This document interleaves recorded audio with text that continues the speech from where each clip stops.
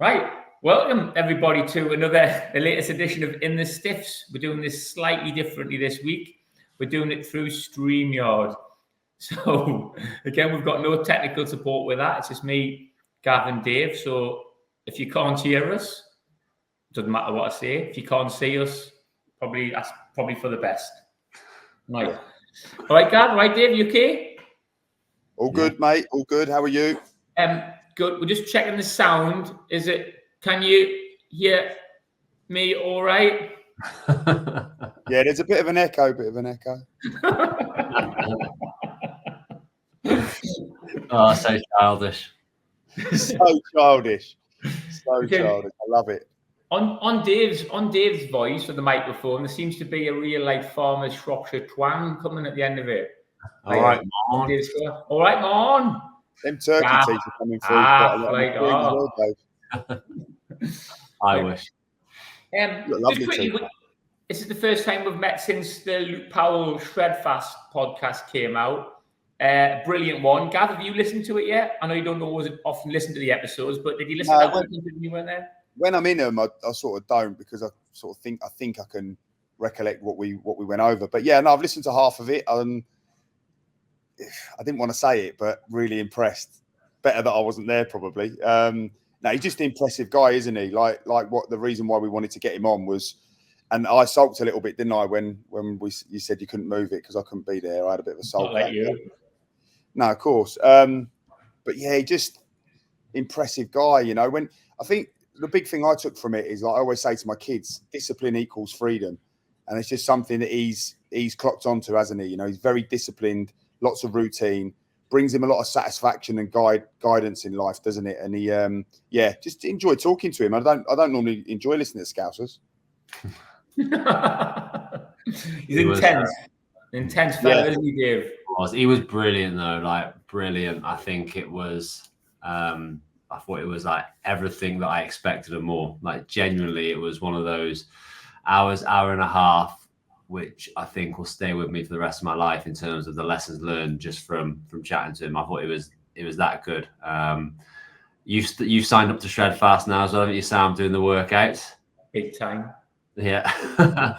But it was more about his approach to life, and it's definitely, since we did it, if you haven't listened to the podcast, please, I really recommend you. I think every single person, regardless if you're into football or not, he talks a little about his football journey, but you'll get so much value out of it. You really will. They're better off listening to that podcast than listening to this one, really. So if you listen to this one now, I'd probably recommend you go and listen to that one. It's going to be a bit more sensible. But yeah, I quite like having people like that. And it's when I had Elliot Sterling talking about nutrition and stuff, and Drew Gordon, I quite like those ones. It's obviously, we all like the funny stories, but there's loads of podcasts doing funny stories, and I like them as well. But I think, like I said, we've moved beyond that, haven't we? We're operating on a higher plane than funny football. Trying to set ourselves apart, aren't we, a little bit? Yeah. Did you enjoy it, Sam? Yeah, thought it was brilliant. We had a great day, didn't we? Thought it was absolutely amazing. Like I said, very intense. And just a few practical tips as well. So straight away, I signed up for Shredfast. I did. Obviously, this has coincided with me coming back from the all-inclusive and everything, isn't it? So I'm on it, absolutely on it. I've done a couple of 5K runs. I've done a couple of Shredfast sessions. I bought myself another kettlebell. So I'm fully invested now. I'm in. Cold showers. Yeah, done the cold showers, and then we'll go. I've cheated a little bit because I've just gone in. When I put the shower on, it takes my shower about 40 seconds to warm up. So I've been in there, freezing cold, doing my head, and then it just warms up naturally. Yeah. It's difficult faffing with the settings. I don't know what your shower's like, but when it sets in it, it's difficult to find the right temperature. I'm freezing cold, then I'm burnt myself. I've started doing that, and I've to be fair, it genuinely proper helps you start today. Yeah. I feel like as soon as you come out of there, you are wide awake and ready to go. Whereas usually I would kind of go downstairs, get myself a cup of tea, and it probably takes me 45 minutes to wake up. Whereas I'm literally straight in, and I've been doing that for 2 weeks now, and it does get a bit easier as well. The first couple of times I hated it; it was horrible. But no, you know what really annoys me about all of this? I've been onto YouTube probably now for the last 2-3 years about cold showers, get outside, have a coffee, and all of that. and you've not even acknowledged it. I've always been doing it. It's not like he said. It's nothing anything revolutionary. It's just consistency. It's just good to get a little reminder again. You know, like that's the right thing to do. Like get the fresh air in. You know, I think us three are pretty good now, aren't we? We're going to talk about young footballers in a minute. He mentioned it. I wish we knew now what we did then. Oh. It would just be, and he said the same. And I'm like, problem is, everybody would be different. Honestly, and Dave, you were pretty good at it. To be fair, you were always very disciplined. But like, I can only speak for myself, and I'm like, if I was as disciplined then, if I knew as much, not that I know much now, but if I did know more back then, to think of the possibility, like you say, everybody in every walk of life must have that same thought. That is just evolution, isn't it, and growth, I suppose. Yeah, but I agree massively. And I hope everybody's doing that, because you know when you feel, and they don't mean, you know, when people have got depression and stuff, maybe that's a bit different. But if people are feeling a bit rubbish, like it's really important. Get yourself up, have a shower, get some fresh air. You're just giving yourself a chance. I'm not saying it's going to cure depression, but giving yourself a chance. The cold showers and the cold water pool, like you say, there's a lot of people doing that sort of stuff now. Me and my wife have been doing that for like quite a while now. And there is definitely a difference. There's definitely a difference. There's no, like, you know, whatever the science behind it, whatever the logic and the reason behind it, you can feel it, can't you? You can feel how beneficial it is. You can feel how it wakes you up as well. Like, and I've evolved from being under there going, oh, and just being like a coiled spring, like a tent. All of a sudden now I start to relax, and I start from going 30 seconds up to 45 seconds, then a minute. Then you're doing a minute and a half. Then you're doing 2 minutes, and you're like, actually, I prefer this than a hot shower now. And you're just like, it's not about going in there and doing anything for like a minute, 2 minutes, 3 minutes. Some people start on 15 seconds. You know, then you start trying to relax for 15 seconds. Then you're trying to just be present for 15 seconds. Then you build it up to 30 seconds. And like, so anyone listening, you haven't got to go in there and be Wim Hof. It's just initially about what's good for you and what can get you going and just get you awake and ready for the day. Yeah, I pretty much guarantee that anyone who does that in the morning will feel better. There'll be no one that does that and comes out and thinks, yeah, I did enjoy that and I feel rubbish. 100%. And if anybody's whinging, if anybody's going, oh, it's embarrassing going on about that being negative, like, get yourself sorted, because don't be like that. You know, haters, you know, you're always going to get that, aren't you? Negativity, jealousy, like we speak about it all the time. You know, it's a good defense mechanism, though, isn't it, for people who think, oh, that's probably going to take a bit of energy. It's probably going to take a bit of positive. You know, it's going to knock me out of my routine. It's a good defense mechanism for people to hate, isn't it? But really, try it. Don't knock it before you tried it. Yeah, absolutely, I agree. Like, moving on, we're going to talk about young footballers. I just thought on the back of Yamal at Spain, obviously 16 years of age. So I just thought it was interesting for me to have a little chat about who, you know, our experience of being the young footballers and breaking into first teams and the difficulty that comes with being a young footballer and the different mindset. Again, you know, we're just speaking about our cold showers. I've mentioned it to my boys, obviously, and your boys will probably be the same. I can't imagine your boys are doing cold showers and getting some fresh air 5 minutes after getting up. Not in the middle of the summer holidays, mate. So young lads, so I'm just thinking about some of the young lads that we've played with and what sets them apart and how come they end up being so good. Like Yamal at 16 years of age. You know, I look at myself at 16 think, how on earth are you ready to play football at that standard? A lot of people speak to me about, you know, I suppose what it takes to be a footballer. Not that I would have known too much, but like when they do, I think that the thing that is sort of definitely a common conversation between lads who have had the fortune to become a professional footballer is you can talk about talent, then you talk about hard work and dedication and all of that. There's so many other factors that go into it, you know, the dedication around nutrition, the dedication around training whilst you're not training, you know, the stuff that we say about being in the shadows. What about your support system? How supportive are your parents or your carers? You know, what are your friends like? Are your friends, like we were saying there, haters? I vividly remember having a game against Tottenham as a kid, as a schoolboy, and my mates were doing everything. And not that they're bad people or anything like that. They were doing everything to stop me going in when my curfew was like 9 o'clock, and they were all allowed out till like 11, half 11, which my mum would never allow me to do that. But they were doing everything they could to stop me from going in. You know, all of the excuses, dude, don't worry about it. You'll be fine. And I was just like, nah, I've got a game. And really, the only reason I went in is because I didn't want to raffle my mum. So it was. Is that jealousy? Is that jealousy, Gav? They will not want you to go because they're jealous because you're doing better. I think there's definitely a subconscious thing going on there. I think consciously, I don't think they're actually thinking to themselves, I don't want you to succeed. But I do think there's probably like we've spoken many a times. How many people are truly happy when you experience a bit of happiness or success or joy? Like for me, I think in that moment, there's been a lot of people, and I suppose I've recognised it later in life. But as a kid, I vividly remember having that game and my mates doing everything, teasing me. Oh, you got to go to bed. Oh, you're not allowed out and all of this.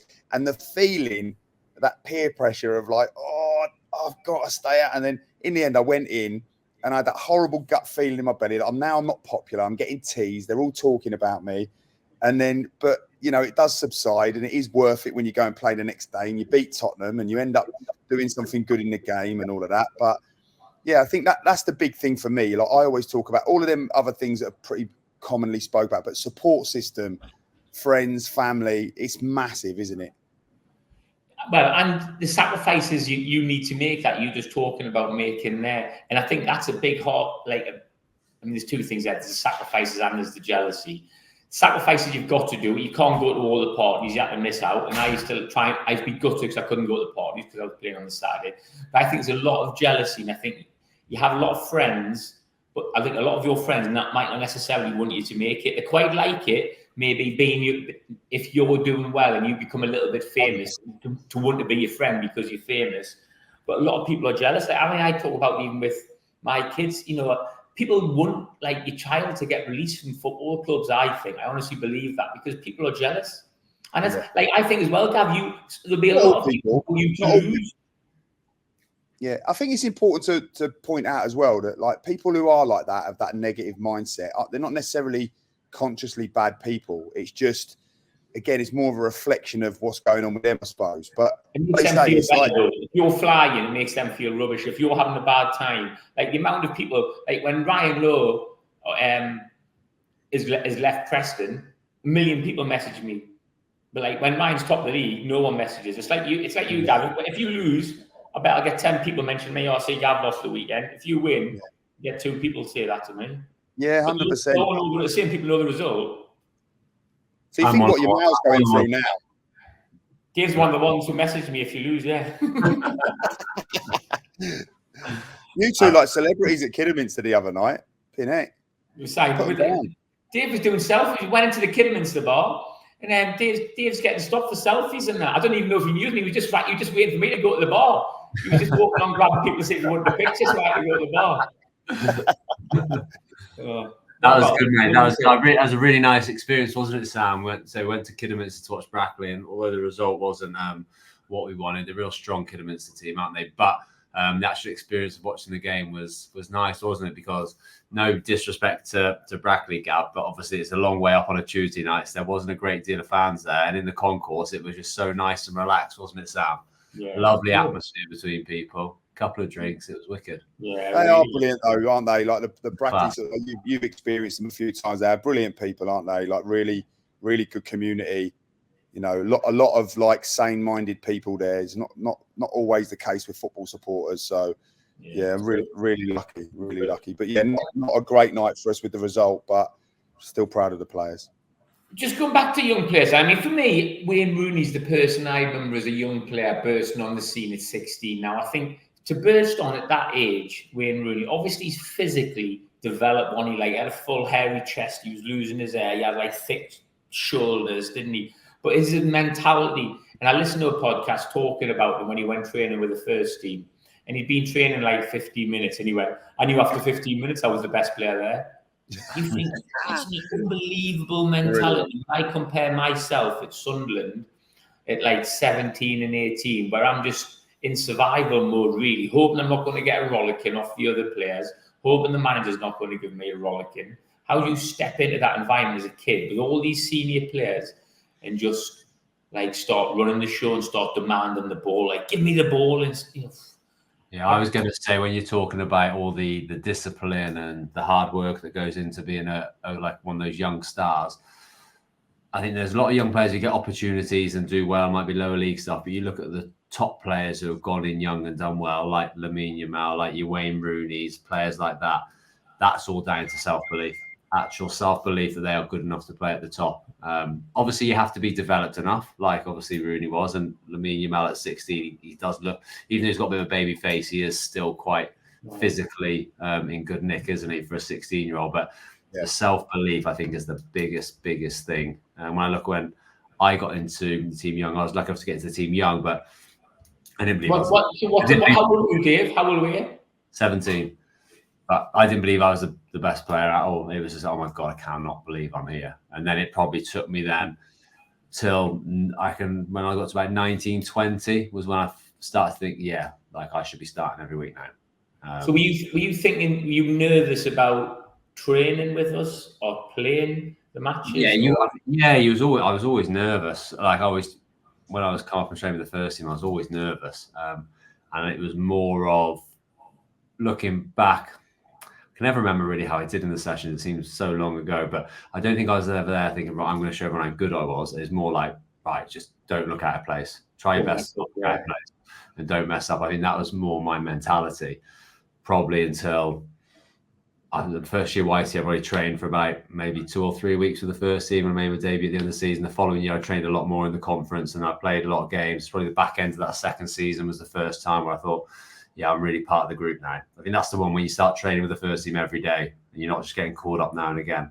That starts to give you a bit of confidence. But when you hear the Rooney story, Rooney was a really interesting one for me because he was my age. So when he got into the Everton team at 16. You look better than him now, Dave.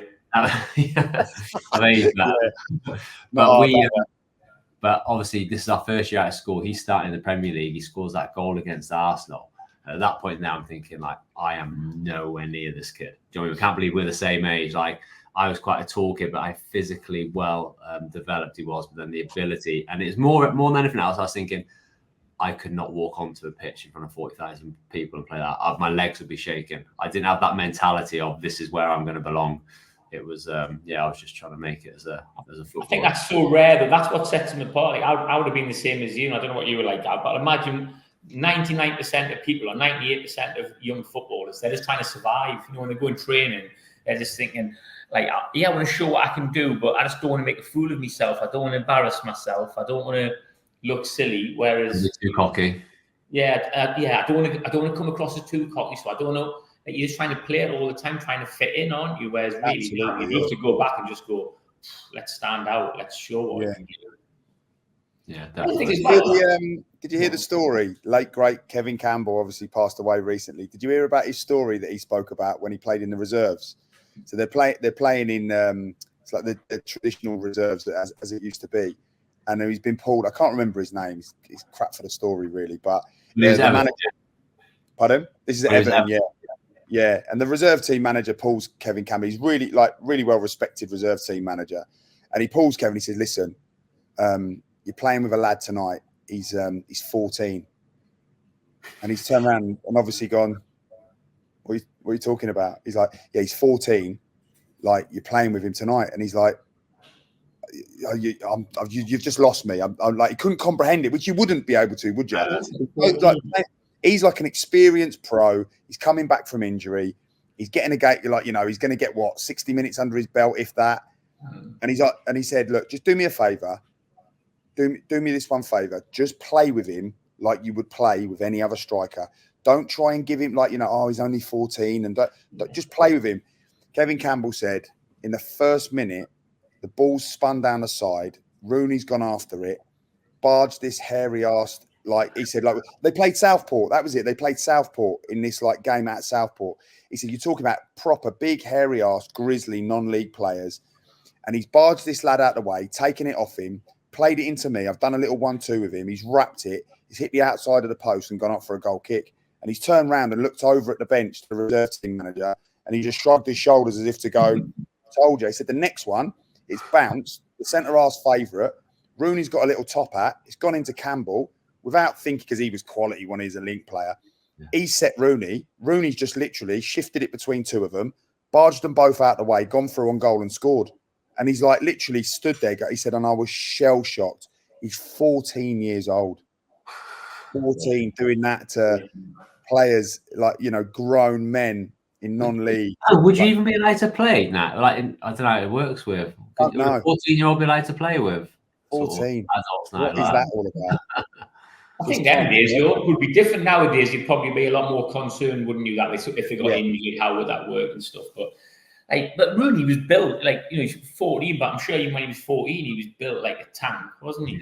Yeah, they were saying. I remember Michael Symes saying that like there's always news of him. Someone was coming through. Like they were always saying, like when he was coming through the ranks, it was always coming through. It was always noise of him. You know, this young lad in the 12s, 13s, 14s. He was always just people going, can't wait 2, 3, 4 years up all the time, banging goals. Constantly, yeah. We had at Sunderland, we had like Michael Bridges, who he wasn't like that, but he was one like mentality. He was just like laughing and joking all the time, and would just be trying things, you know, things that other lads wouldn't try. So he was like 17, and he'd come in training with us, and like he'd try and meg people. I remember like he megged Kevin Ball once as well. Like and Kevin Ball's like, "Who's this kid?" And obviously we're all going like, "Do it again, do it again, do it again." And he would like try it, whereas like the rest of us would not try and meg Bally. Like Michael Bridges is just like that, waiting for him to come in. He gives like, "Way!" You know? Oh, what? Like, and Bally's going to kill him like all the time. You think, yeah, setting yourself up for a fall where does there. that come from? Like, how does that? Either, I mean, with Bridgie, you're not sure whether it is just being so brave or whether being a bit thick. I think maybe being a bit thick can help, where you're maybe not like connecting your brain more, like naivety, isn't it? It's naivety of the consequences, isn't it? Yeah, like whereas I'm going, I don't really want to make Bally because he's going to kick off, and I don't want to look like I'm big time. Whereas Bridgie's just going, "Hey, Megs!" Yeah.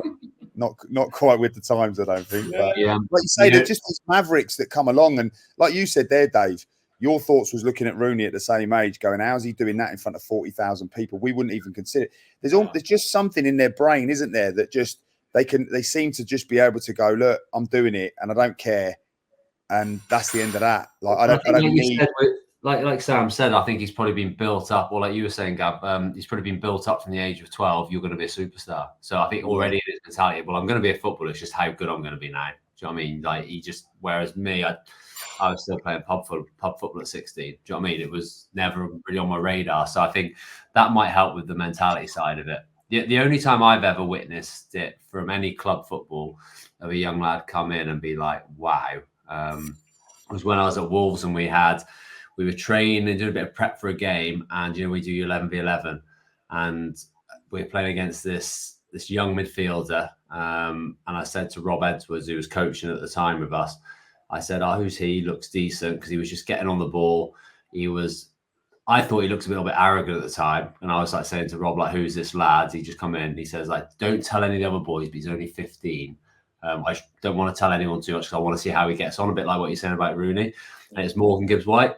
And through that session, I kept an eye on him. And at the time, I was thinking, he's so cocky, this lad. But it wasn't. It was like it was an arrogance. So he's playing on the opposition 11. He's making runs into the box. He's demanding the ball off people. People don't pass to him, like older pros who aren't playing in the first team. So they're in like the reserve squad, if that makes sense, playing against it. And he's having a pop at them for not giving him the ball. You know, when you drop your shoulders, your head down, shaking, just pass it to me. And he's making runs into the box. It's almost like his moment to really try and go and show it.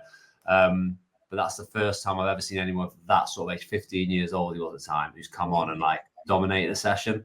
And then from there, he was training with us. The following season, he was a first-year scholar, training with us all the time, made his debut. And he just he's a maverick. You see him now. He's going to be an England player, I'm sure he is. But I think you can tell that now the way he plays, though. He's got a real arrogance about him, hasn't he? But in a good way.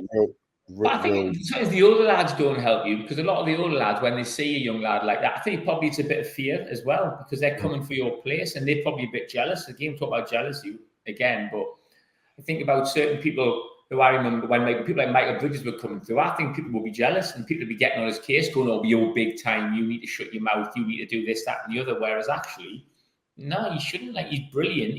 You want him to play with that freedom and trying to meg people and that flair. You shouldn't be trying to knock that out of him. I think that's probably what happened to a lot of young players in the end. They end up going within themselves and they don't produce their best.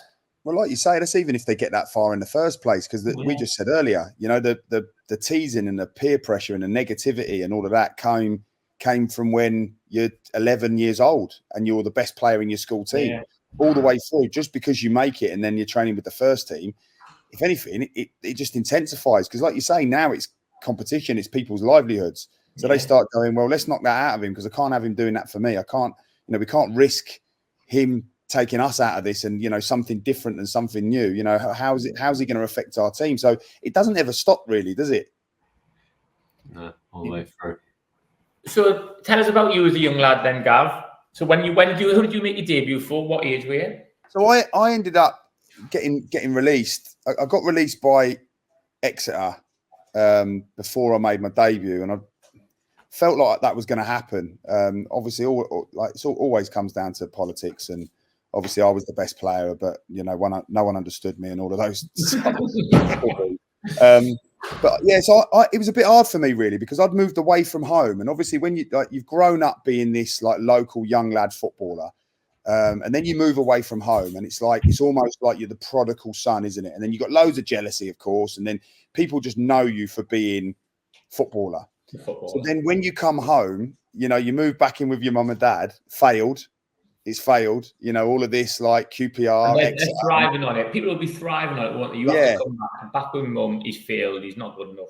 Yeah, it was he's one of us, no point in being jealous.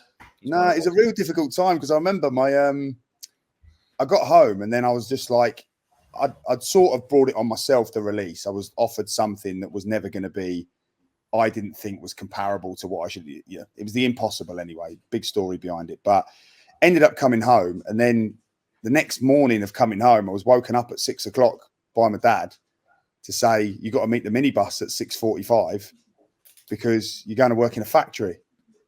So I was just like, what are you talking about? So I had to trek into town to get this minibus that took me out to a place called Sudbury. And next thing I knew, it was 7:45, and I was picking pamphlets, putting them into another big pamphlet, and then putting them into a box, working, because it was like, right, well, if you're not going to be playing football, and then it's like you can't just sit around and not do anything. So then it was like you need to go on trial to places. And long story short is I went to, my cousin was playing for Ipswich Town, and I was going in there.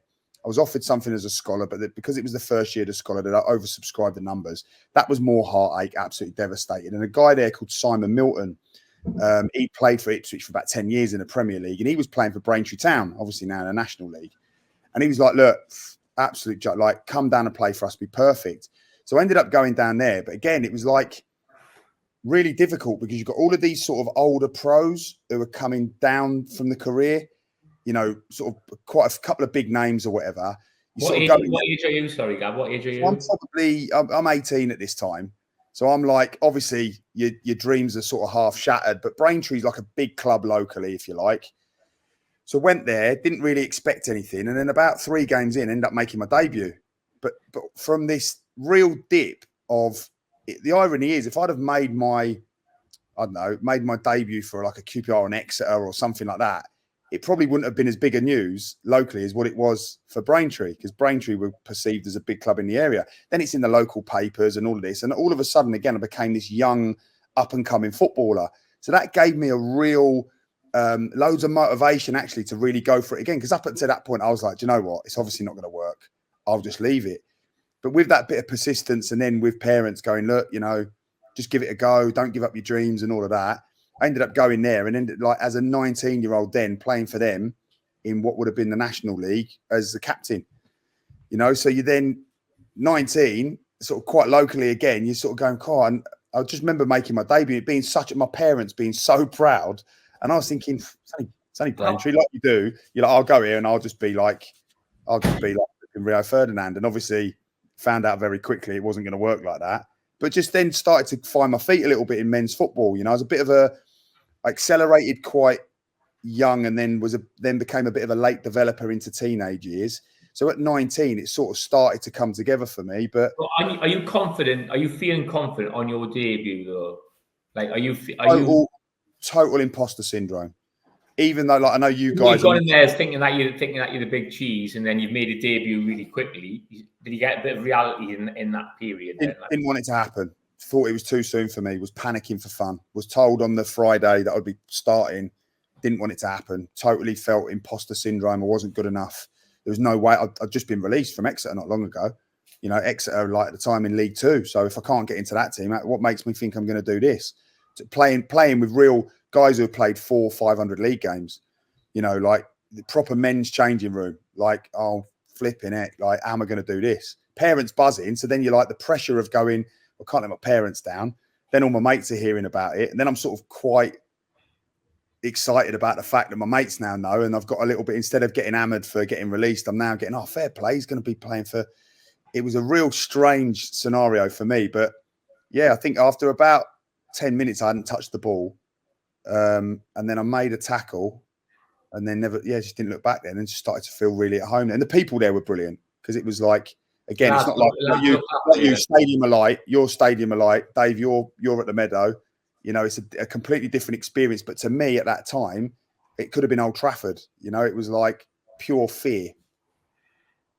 I think whoever you play for, like, I mean, I'm sure we asked Joe this, you know, you still remember your debut, don't you? Even though like Joe's played in all these massive games, you're going to remember your debut, whether it's at Braintree or whether it's at the Bernabeu. I think like it's a massive, massive game, isn't it? And you're going to have imposter syndrome, I would have thought. Again, though, do you? Not if you're Rooney, maybe you don't. Maybe that top 1% don't. Then played in that league for like a couple of seasons for them, and then Canvey bought me. So they bought me, and I went there, and I had the same feeling again, because they were just another level again. They were just like a group of league players with a chairman and an owner that had been able to have the finances to get them there. And I had that same feeling all over again. Imposter syndrome, not good enough to be in this changing room. And it's persistence of being there and settling in and getting to know the lads and all of that. It just takes time. What about you, Dave? Is it what you said? You were 17 for your debut. 17, yeah. So the end of my first year scholar. It was probably, I think, the circumstances of the football club gave me the opportunity to have my debut, because we'd just been relegated, and we had lost to, who was it when was it Carlisle or somewhere? Kevin Ratcliffe got sacked straight after the game, didn't he? Yeah. We had lost, so we'd already relegated. And the last game of the season was at home to Scunthorpe. Mark Atkins, who was a central midfielder at the club at the time, got put in charge, and Nigel Vaughan, the assistant manager, the youth team manager, got put in as his assistant. I think the club said, well, there's no point playing the likes of Jempson and all those players. They're not going to be here next year. Why don't we give a few of the young lads a chance? And we trained with the first team that week, or the back end of that week. I remember the youth team manager pulled us. There was like 7 of us training. He said 5 of you are going to be involved. So you'll all be on the bench. So I was just fingers crossed I'm going to be in that 5. I'm going to be in that 5. And then at the end of the training, Nige come and pulled me. He says, oh, you'll be on the bench. And he says, be ready, though, because I think if the game's in the right situation, we want you to come on. And I was like, wow, this is incredible. We're training up at Scat. Yeah. So like the college pitches, and the pitches were terrible up there. But I was so excited. And the next day, I remember it was just like a mix of like mad nerves, but also excitement. And I was up early and I couldn't settle. I remember vividly, I was outside, obviously still living with my mum, couldn't drive or anything like that. And I was outside the house kicking a ball against the wall. Like on the about 11 o'clock, 12 o'clock, just, couldn't wait. And then got to the ground. And as the game was going on, I was just waiting. Like, when's the last 20 minutes? When's the last 20 minutes? And then warming up, I remember getting the call to come on, and like this, I can still remember like it was yesterday. Coming in, I'm a big baggy shorts, and I have my Essex testimonials with the white tongues hanging down on them.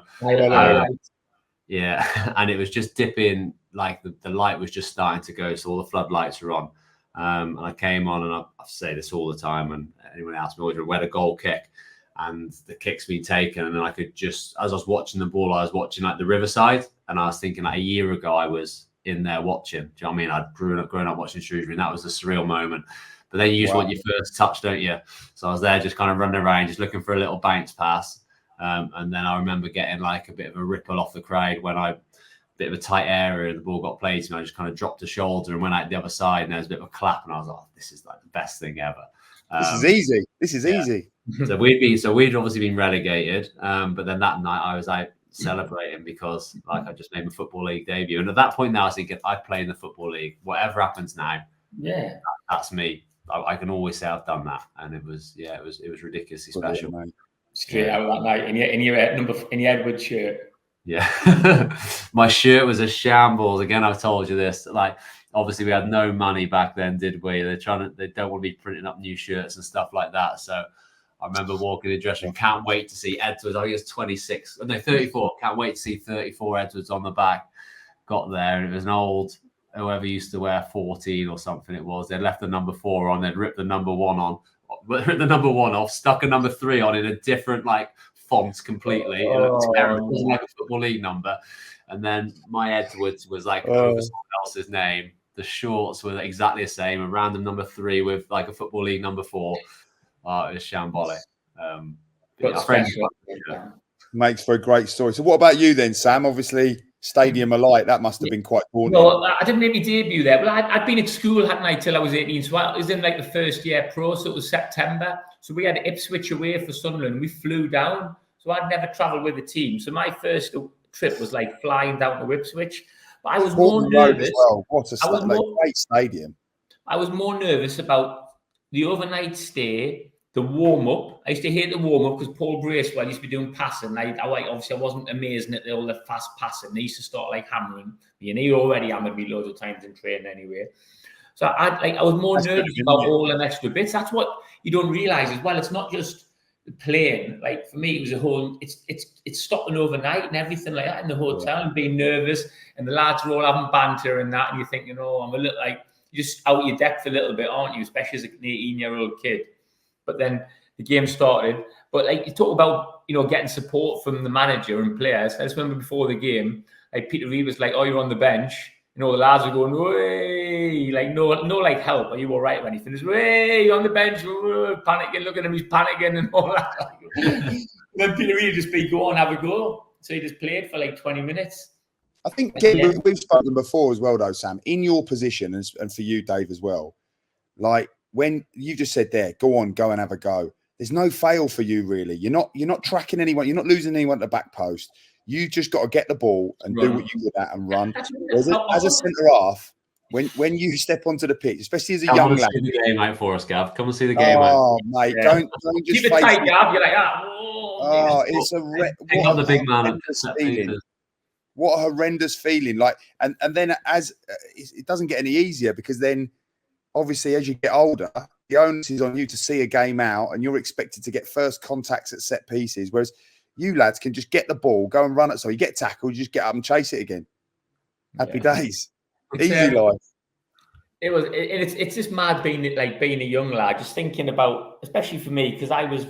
Like, even though I was 18, so it was a bit before your time, but I was dead skinny, obviously, so skinny. And I remember Peter Reid was going, "You need to bulk up." So, and I had like a little bit of asthma when I was a kid. He's like, "I heard you had asthma as a kid. What you need to do, Sam, is get yourself on Seaburn Beach, breathe in the North Sea air, and go and have a couple of pints of Guinness." Quality. There was no like race program or strength and conditioning. It was having a few pints of Guinness, and I was like, "Yeah, I'll give that a shot." I think. That all of that, it's not just fitting in as a young lad. It's not just the confidence to be on the pitch. It's fitting into everything else. And that's like Rooney must have, like, once you're on the pitch, you're all right if you've got that confidence. But fitting into that environment, I think, is hard in itself. My first birthday, David Kelly done me with the old they got me a birthday cake for my 19th birthday party, and it's come out, and they've like put the cake down in front of me.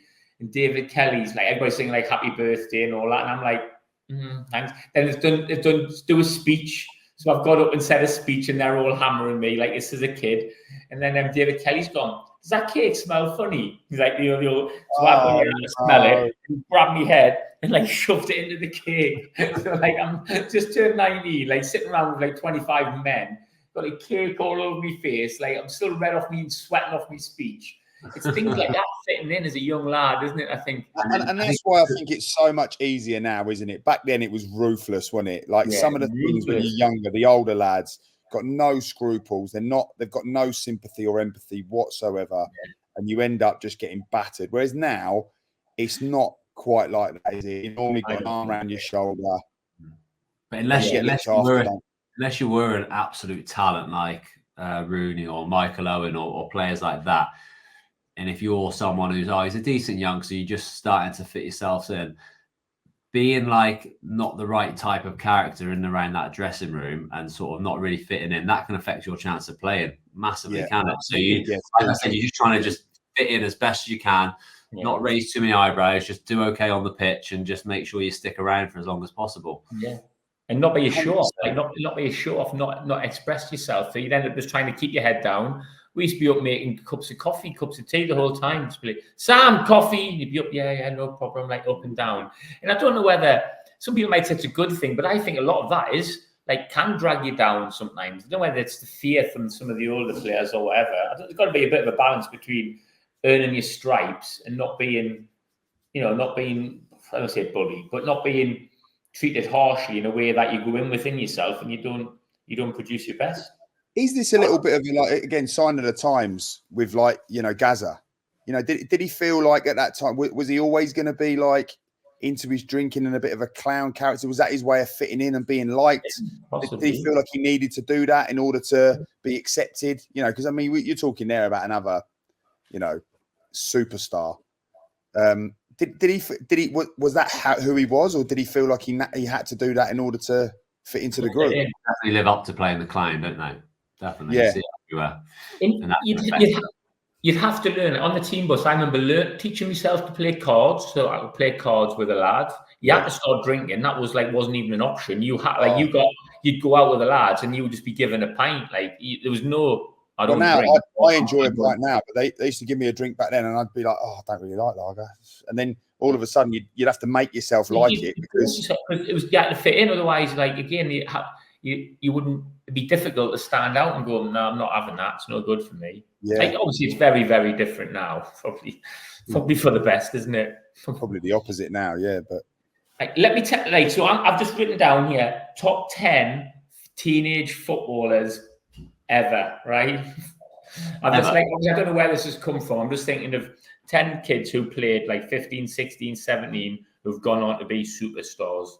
From any generation. See between you, any generation. See between you if you can give me some of them. Might throw one out there, Dave, quickly. Go on. Pato. How old was he when he was at Milan? Don't know. He's not written down. If you're listening on the podcast as well, you need to press pause now and try and think of some of the see how many you can get.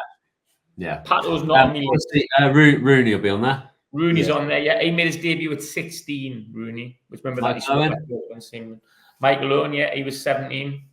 His name's just Pele. Yeah, Pele was 15. Plays for Pele. Milner. He's better players than him. He was good, but.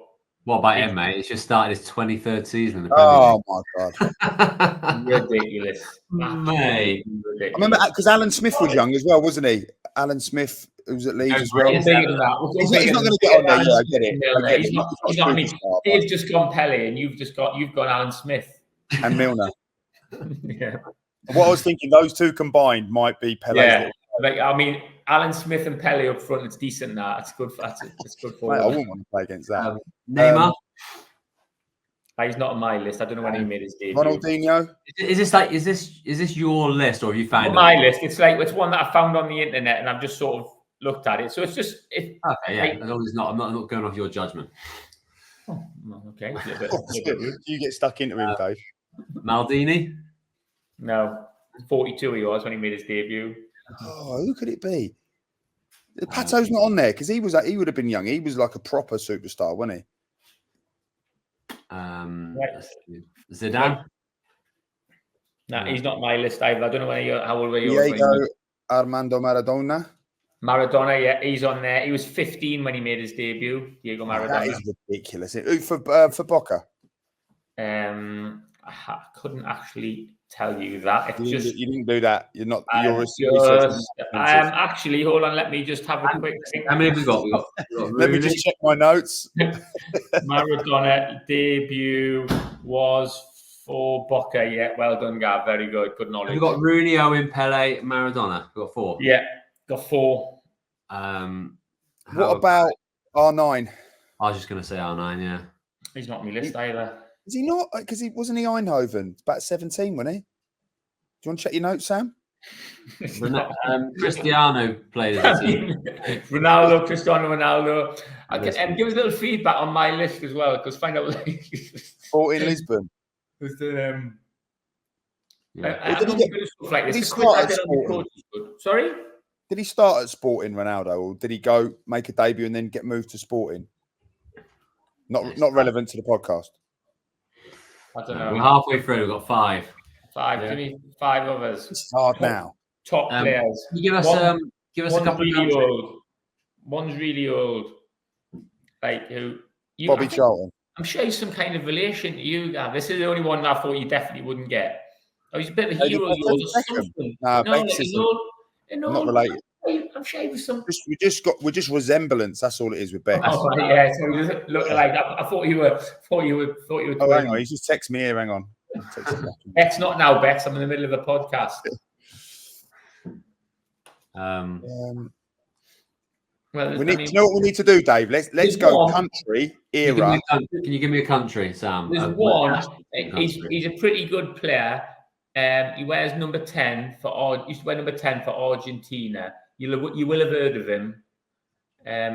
Longish hair, left foot. Batistuta. No, you'll definitely have heard of him. Is it? Do you play for Barcelona? Possibly.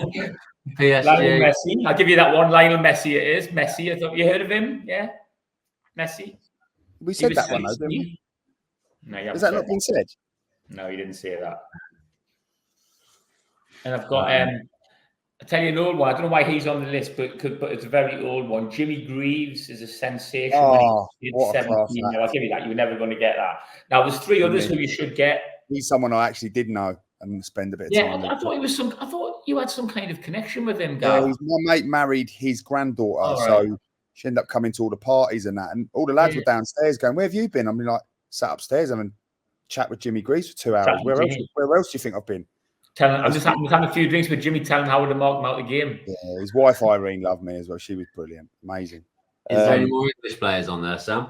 There's no, not English. No, there's 3 more, all Premier League superstars who made their debuts young. All sensations when they were younger. Henry? No. Sensations when they're younger. I'm trying to think. Like Ajax had a lot of youngsters. Anything play for Ajax? Who? Gareth Bale? No, I haven't got him on there. He was like he wasn't, was he? Because he's left back at Southampton or something, wasn't he? And then did he not they didn't win a game for 23 years? He was 17. What about Cruyff? Was he? How old was he? 3 Premier League players, and you said? Yeah, 3 Premier League players. Sorry. Beckham? No. I haven't got Beckham down. Not English. They're not English. They've played in the Premier League. Yeah. Premier League like legends. Wow. Drogba? No. We should be. I'm gonna have to give you some because the listeners are going to be like. They're all shouting. They're all shouting at their stereo. What's a club that one of them played for? One's Man City, one's Arsenal, one's Man U. Man City. Haaland? No. Aguero, yeah. Made his debut at 15, he was. Sergio Aguero. 15 years old. Get chucked in, didn't they? Yeah, it's mental that. Bergkamp? No. Arsenal, I think this fella, wait there. Overmars? No. This Arsenal player made his debut when he was 16. Fabregas. Fabregas, yeah. Good one. I remember when he had that mullet going on, didn't he? He was unreal. He couldn't run, but he was just a joke, wasn't he? Oh, scary. He come on for Arsenal against Rotherham, 16 years and 177 days. Took the record from Jermaine Pennant. So that's mad, isn't it? Jermaine Pennant was going to be a superstar, wasn't he? Yeah, he was. Played against them in the FA Youth Cup. Yeah, and he's falling away in Fabregas. Man United have one then, yeah? 16 years old. I barely knew how to tie my laces. The last one, he was Ryan Giggs. Yeah. Remember him when he burst on the scene. He had Lee Sharp just before, and then Ryan Giggs come on left wing, just dribbling past everybody, and everybody was like, "Who is this kid?" Yeah, I remember. It would have been 91, and I'd have been 10, And I remember going to watch QPR versus Man United at Loftus Road, and Giggs scored a goal, and it bobbled up, and he caught it an absolute treat, and I was right behind it, and I was devastated. But he was unbelievable, absolutely unbelievable. No Best trick, ever was it? in Just life. rocking his shoulders, wasn't he? He just kind of drops the shoulder and goes on the outside. That's it. Catches it with his left foot. Is there as many young lads as that coming through now in the Prem? Like, I think there's more. I just, do you know what? Do you know what I would say is? I would say there's a lot more in volume, but they're probably not as quality as a Messi or a Maradona. You know, I think you've got your Cole Palmers. I think you've got your Mainus. I think there's quite a lot of them. Mainu's a good one, and he's 17, isn't he? I feel like the game is so much more tactical now that they have to have the tactical intelligence from a young age, which I think they're probably not trusted with at that level, are they? Until they're quite ready. Yeah. So even if you're a forward, like they would say, like where Peter Reid said to me, just go and play. I don't know whether they're not necessarily just say that anymore. Say like, well, I want you to do this. I want you to tuck in. I want you to mark from corners against. When they've got the ball, I want you to slot into a 5 midfield, and that is like, whoa. Lots of detail. I was lucky enough today. I've been to Wolves training ground today. Me and Jack went to watch their training, and the detail, and talking about that tactical, mate, is just absolutely frightening. It is ridiculous. How long did they train for, Dave? How long did they train for today? We had a shorter session today because they're playing. So we're recording this on a Friday, and they're playing on Sunday. So they've had an extra day this week. They haven't had an extra day off. They're on an extra day training, so it's a shorter session. So it's only about probably an hour and 20 minutes. But it's weird. They're like 3 different sessions going to have. Like they've got a set piece coach who's just doing set pieces, and then they had like a finishing session with some of the forward players, and they had a playing out the back session. But they were kind of all rotating around, so they all kind of did a bit of everything. But like, I could not believe they did like a possession drill at the start, and obviously the pitches are amazing. I mean, me and my lad Jack were like stood 10 yards away. So lucky for him, like so lucky. Amazing experience. Watching it, and it was like I could not believe how many players are in this little tight box. There was like 3 boxes, 3 teams of 6, and the ones in the middle would like to go to the ends and chase the other team. They'd like 3 would go in, it'd be 6v3. But the pace they had it popping at was like ridiculous. One of the coaches came over to me and says, "Does this feel like faster than when you was playing?" I was like, "1,000,000%." Honestly, you should have said, "Get me boots on, get me involved in that." I wouldn't have lasted a minute in there. It was frightening how good it was, and how every single player, even like the centre half, they could just handle the ball. It was like mental. But they went off into these sessions, and the tactical detail, in particular, like Gary O'Neill, he was doing a playing out the back session, and it is just like ridiculous. And there's no way you could chuck a 16-year-old in that back 4 to play out unless they are so switched on mentality. Because you wouldn't be able to trust them. And at that level now, it means so much, doesn't it? A win or a loss, or conceding a goal and things. Yeah. Unless you've got a Wayne Rooney, you can just put at the top end of the pitch, he's going to score well. But he's good. Like if you're at a Wolves, he's still going to have to do a job off the ball that he's going to have to understand. And that's why I think he probably don't get as many coming through as what he did maybe 20 years ago. 25 years ago. Yeah, because I think it is hard, isn't it? Like, you know, he's still leading for a winger, but if you're a defender, like Gav just touched on it before, isn't it? I think it's such a high-pressure position, isn't there, where you can't afford a mistake. You can maybe afford a mistake if you're on the left wing or you're a centre-forward. Yeah. If you're centre-half, you cost them a goal and you lose 1-0, like, man just gets stuck, don't they? Even I'd say centre midfielder now, because if you're playing out the back and you've got a little rotation in midfield where you're supposed to, I'm a 16-year-old and I'm supposed to drop down into a 6 to make a 3 to try and be that bounce pass out, and I'm like just a space cadet and don't know what's going on across the team. All of a sudden you've got the centre half looking at you and you're not there, and that breaks everything down, because it's that robotic now to a degree, especially playing at the back. That's robotic, all the movements. Like Gav will know that. I think some of these young lads they get well looked after now compared to what we used to. I'll just quickly tell you a quick one before we finish. Like, I was in Shoot magazine when I was 18. Me, Michael Bridges, and they said like Sam Hastings' worth when I was 18 was like 500,000. Then I got sold 5 years later for 50,000. I was thinking 5 years. Every 5 years, I was thinking 5 years later they're just knocking a zero off. So I reckon when I was 28 worth 5,000. It's going down, and 33 worth a fiver. It's just getting zeros off. I was like, it's going the wrong way. It should be going that way. Quality. Paying a fiver. Love that. Yeah. Right. There's some big talents, isn't there? There's some big talents, and it's like I think the future's definitely bright for England. But I just don't think there's any of them Mavericks anymore. I don't think there's any of them. You know, where are the Letitiers, the Bergkamps? You know, I don't see too many of them in the English game at the moment. Again, and as well, like, you know, those forwards like a Rooney. Not many Rooneys out there, is there? There's not many like Alan Shearers and, you know, absolutely everyone there can run 100% in the Premier League. Even like the best player, even like the most skillful technical players, they can all run. So it's almost like a non-negotiable that as a footballer now. You have to be athlete first, isn't it? Incredible, yeah. It's really good on Instagram. If anyone's listening, they want to follow Jamie Lawrence, who's the old Bradford City winger. Oh, he was played for Sunderland as well. Yeah, that's it. Yeah, really good listen. If you follow him on Instagram, brilliant. Like, he's actually got like quite a real deep voice, and he talks over some videos. He's a bit of a mentor coach. You know, getting these lads now falling out of academies, and he gets them back in, but he's very old school, but probably like a lot of what we would relate to, but really good listen. He's a lad back in the day, Jamie Lawrence as well, but old school winger. Yeah, he talks about how it was like, you know, these wingers, they don't get any crosses. Like, it used to be, the premise was get at your fullback. If I wasn't getting crosses in, my centre forwards were killing me. Now they run on the outside, check back, pass back round again. He's brilliant to listen to. Could not agree with that more, to be honest. Just before we finish, I'll come up to an hour. How do we find that on StreamYard? It's all right, wasn't it? It works all right. I'd prefer to be in your boys' company, but it's always better face to face, isn't it? Yeah, needs must at the moment, isn't it? If we're a bit strapped for time and all of that, then it looks like a pretty good alternative, but it's certainly not the first option. Listeners, give us some feedback on how it was. I mean, we're presuming this is just going to record like what's on the screen, aren't we? I've seen what's he called? Michael Antonio, and do it with Callum Wilson or something. They've done one, haven't they? Yeah. If they can do it, sounds terrible. They're not the brightest, but if they can do it, like, we should be able to do it, shouldn't we? Well, you'd hope so. Right.